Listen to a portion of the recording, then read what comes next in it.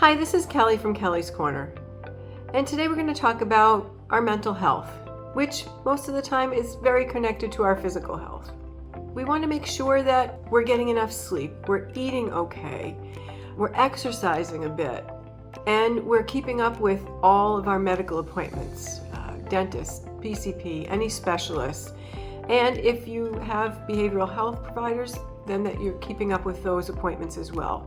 And should you need any assistance with feeling better in general, don't be afraid to reach out to your primary care for any kind of referral you might need, which might include a behavioral health provider. So even though all of us come from different backgrounds and we have different family lives and different home lives and different occupations, one of the things that we can try to focus on is our routines, right? So routines are pretty good. Morning routine, getting ourselves up, ready for the day. It's certainly helpful to most people, especially children. Children thrive on routines. Equally as important is a bedtime routine.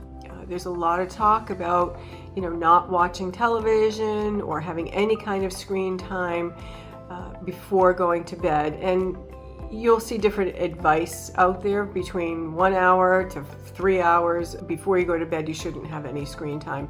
But I think you play around with that and you determine what works best for you. But certainly to have a regular routine generally helps us get to sleep and stay asleep.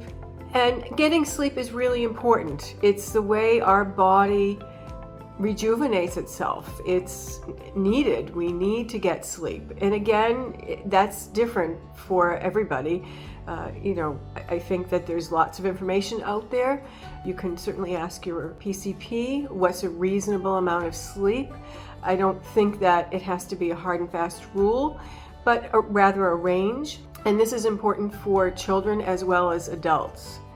So much of what we talked about in the last 3 years has involved what feeds our energy. What do we get energy from? Some people it's doing physical activity. Some people it's exercising, which is good for everybody. But some people really find a lot more benefit in exercising more. Some people love to sit and read. People like to garden or do art or music, prayer, meditation.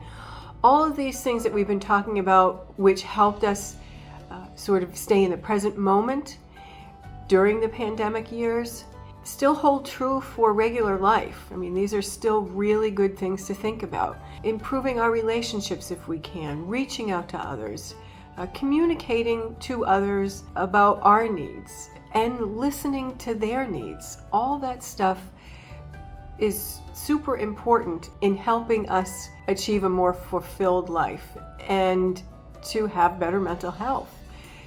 There are lots of different ways we can improve our mental health, but what do we need to be aware of if we maybe need to work on it more or talk to our primary care or talk to a friend or even consider seeking a professional?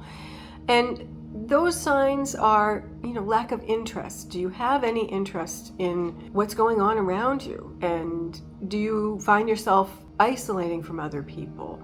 Do you find yourself crying and don't really know why?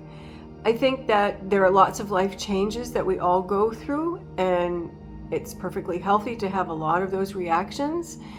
Death of a loved one is something that people tend to feel for a long time, sadness, and can burst into tears at any moment. And I think those are, expected, but when we don't have a cause for it and we're concerned because life just doesn't seem that great, those are the things that we need to watch out for. So for me, I enjoy spending time with friends and family. I also love to walk and I love to garden. And that's also an activity that my daughter and I enjoy doing together. And it gets you outside, it gets you moving, it gets you working on a project together. And it also gives you a good opportunity to have some conversation with people. Walking does the same thing. And there are lots of other ways to engage the people around you, especially now that we're able to be outside more than we certainly are in the winter time. So get outside, get some vitamin D, and feed what gives you energy. Right? So being around people might not do it for you, but being outside might. So either take a walk with some friends or family, or take a walk by yourself and just take nature in, all of which are good for your mental health. To support Greater Lynn Senior Services and see more videos like these, please consider making a donation at the link below and subscribe to our channel.